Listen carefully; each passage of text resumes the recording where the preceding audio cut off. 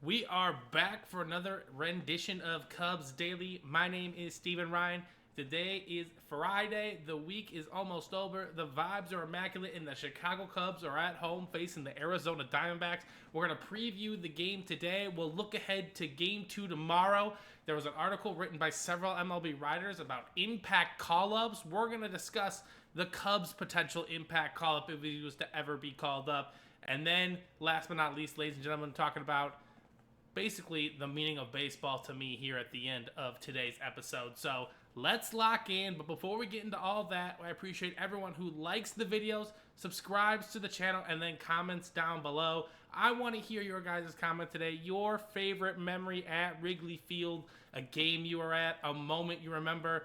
I want to hear it all. Drop it down below. So let's preview Game 1 today. The Cubs are back home, 1:20 Central Time on the Marquee Sports Network. We are opening up against Arizona, who has been a very, very solid team. That NL West is absolutely strapped, and the Cubs have faced the gauntlet of it. Entering today with a record of 12-9, I'm gonna say this, ladies and gentlemen, I am very satisfied with the start to our season. This is the most brutal part of our schedule. We're getting it out of the way early, and the Cubs are doing a lot of damage, winning the previous 4 series in a row. They did drop 2 of 3 to San Diego, but that's okay. Take the day off and bounce back today. Today's pitching matchup, we are going to have our main man Colin Ray, who is on the bump replacing Justin Steele. He will be facing Corbin Burnes, our very, very dear old friend from the Milwaukee Brewers, who we've seen multiple times. The Cubs have an excellent chance here to steal Game 1 today. Colin Ray, also a former Brewer, he was solid in his first start for us last Sunday. And, I mean, ladies and gentlemen, let's see if hopefully he can continue, because, again, that is a solid short-term fix for this Cubs team, because Steele is out for the year until they find a new solution. Again, he only gave up 1 run. He's pitched, that says 1.1, but he's really pitched 9.1 innings because he's had some bullpen work. He's got a great whip.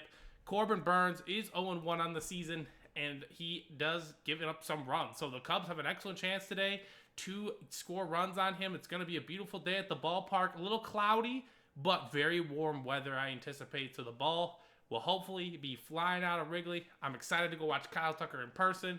I think the Cubs have an excellent chance to steal Game 1 today. So if you're betting the Cubs, if you like the money line, take the money line, but maybe even -1.5. Getting back to Wrigley is important. Dominating at home is important, and the Cubs have a great chance to do that today.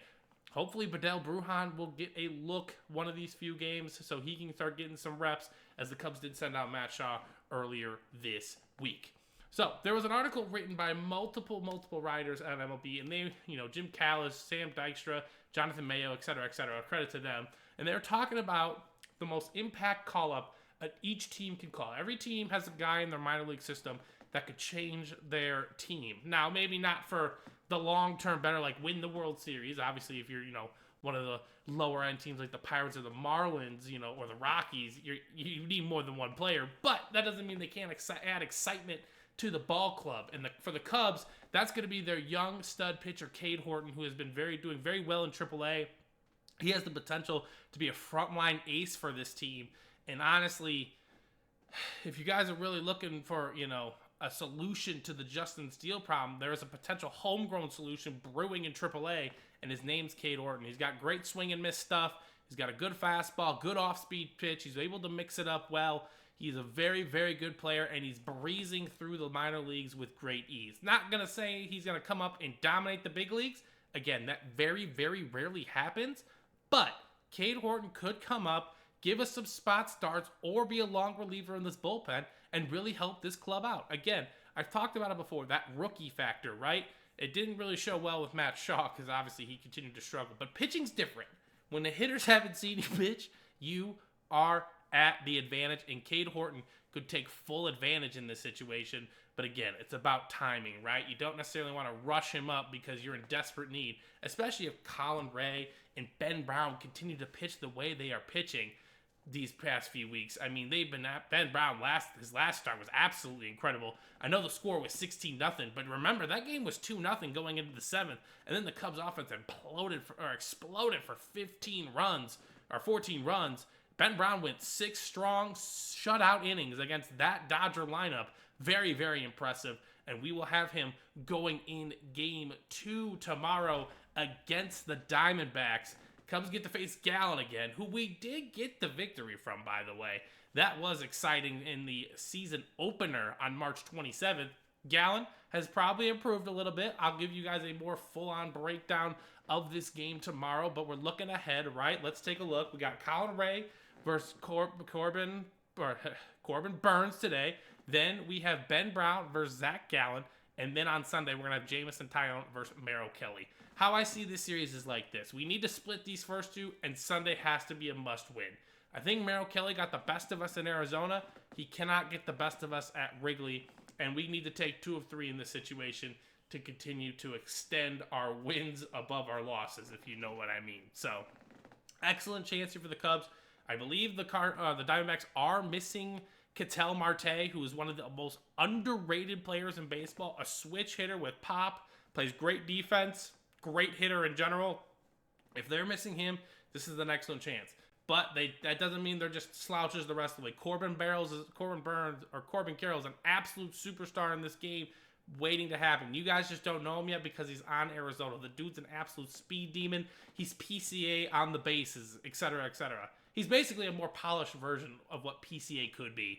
That's kind of his comp right there. Corbin Carroll's an absolute stud. Lourdes Gurriel can hit. I mean, Eugenio Suarez, you guys know this. He is a Cub killer.